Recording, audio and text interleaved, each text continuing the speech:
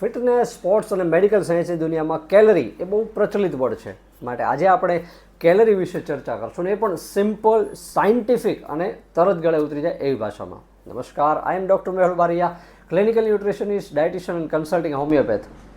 Question number 1, calorie એટલે શું?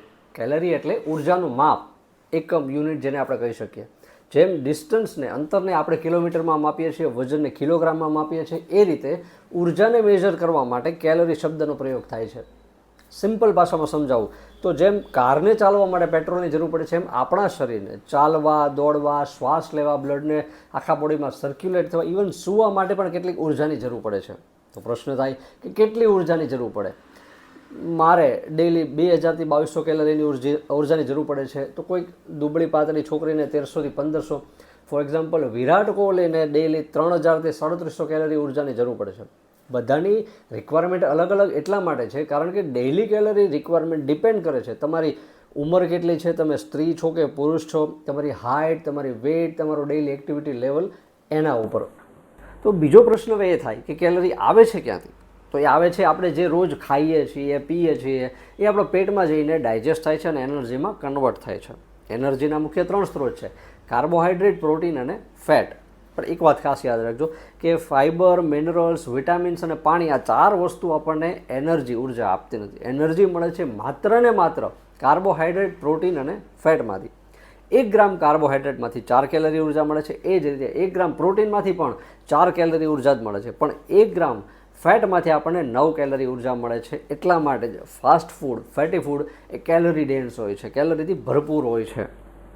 હવે આવીએ મોસ્ટ ઇમ્પોર્ટન્ટ થિંગ કે જ્યાં કેલરી શબ્દનો સૌથી વધારે ઉપયોગ થાય છે, અને એ છે વજન ઘટાડવા અને વજન વધારવા માટે.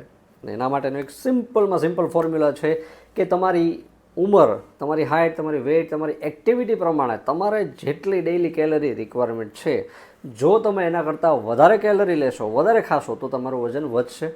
જો જરૂર કરતાં ઓછી કેલરી લેશો તો વજન ઘટશે, અને જેટલી જરૂર છે એટલી જ લેશો તો તમારું વજન જળવાઈ રહેશે.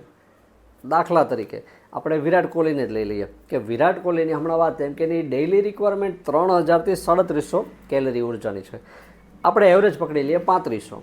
હવે જો વિરાટ કોહલી 3500ની જગ્યાએ 4000થી 4200 કેલરી ઉર્જા ડેઇલી લેવા લાગશે તો જે વધારાની 500થી 700 કેલરી ઉર્જા છે કન્વર્ટ થઈ જશે ફેટમાં, ચરબીમાં, અને એનું વજન વધવા લાગશે.